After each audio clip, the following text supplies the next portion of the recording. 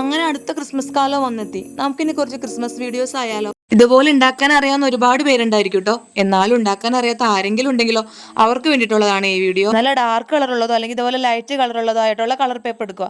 ഇതൊന്നും ഇല്ലെങ്കിൽ നമ്മുടെ വൈറ്റ് പേപ്പർ എടുത്തിട്ട് സ്കെച്ച് വെച്ച് കളർ ചെയ്താലും മതി. പേപ്പർ ഇങ്ങനെ കോൺ ഷേപ്പിൽ മടക്കി എടുക്കുക. അത് നമ്മൾ ബൊക്കൊക്കെ മടക്കുന്നില്ലേ, അതേപോലെ മടക്കി. നമ്മൾ സ്കൂളിലൊക്കെ ക്രിസ്മസ് ക്രാഫ്റ്റ് ആയിട്ട് കൊണ്ടുപോകാൻ പറ്റുന്ന മിനിയേച്ചർ വേഷൻ ആണ് ഉണ്ടാക്കുന്നത്. ഇതേപോലെ വലിയ ചാർട്ട് പേപ്പർ എടുത്തിട്ട് വലുതായിട്ട് ഉണ്ടാക്കാൻ പറ്റും. ടേപ്പ് ഒക്കെ വെച്ച് ഒട്ടിച്ചിട്ട് ജോയിൻസ് ചേരുന്ന ഭാഗം ഉണ്ടല്ലോ അവിടെ വെച്ച് മുറിച്ചെടുക്കുക. അതായത് അത് നേരെ നിൽക്കാൻ വേണ്ടിയിട്ട്. അങ്ങനെ നമ്മുടെ ട്രീയുടെ ബേസ് സെറ്റ് ആയിട്ട് കേട്ടോ. ഇനി നമുക്ക് ബാക്കി പരിപാടിയില്ല. അതേപോലെ തന്നെ കുറച്ചുകൂടി പേപ്പർ എടുത്തിട്ട് നീളത്തിൽ മുറിച്ചെടുക്കണം. എന്നിട്ട് അതിനകത്തേക്ക് ചെറുതായിട്ട് മുറിക്കുക.